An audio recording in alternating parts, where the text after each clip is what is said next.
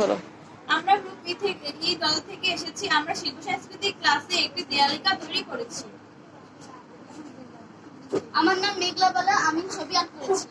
আমার নাম দিলু হালদার, আমি ছবি আঁকি। আমি অপসরি, আমি স্বাধীনতা নিয়ে একটি অনুচ্ছেদ লিখেছি। স্বাধীনতা শব্দটির মানে। আমার নাম মোনালি সরকার, আমি স্বাধীনতা নিয়ে আমার অনুভূতি লিখেছি।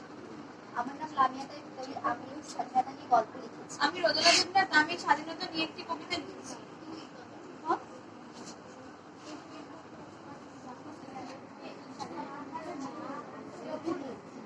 আমার নাম তনি হালদার, আমি ছবি এঁকেছি।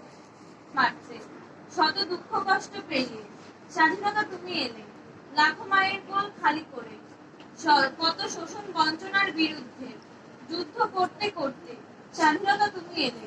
৭১-এর ১৬ই ডিসেম্বর আন্দোলন সংগ্রাম শেষে বিজয়ের মুকুট পড়ে। খুব জরুরি আর প্রিয় একটি শব্দ, কিন্তু এই স্বাধীনতাকে পেতে আমাদের টানা ৯ মাস যুদ্ধ করতে হয়েছে।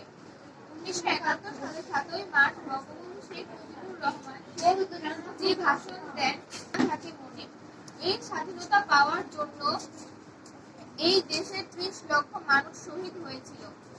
অনেক কিশোর মুক্তিযোদ্ধা শহীদ হয়েছেন, অনেক মায়ের কোল খালি হয়ে গিয়েছিল।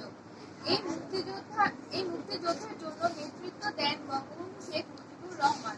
যারা শহীদ হয়েছেন তারা রক্ত দেওয়ায় আমরা পাকিস্তানি হানাদার বাহিনী থেকে মুক্তি পেয়েছি। আমরা স্বাধীন দেশ পেয়েছি ১৯৭১ সালের ১৬ই ডিসেম্বর, ৯ মাস যুদ্ধের পর। আমরা সব সময় মুক্তিযোদ্ধাদের সম্মান করব।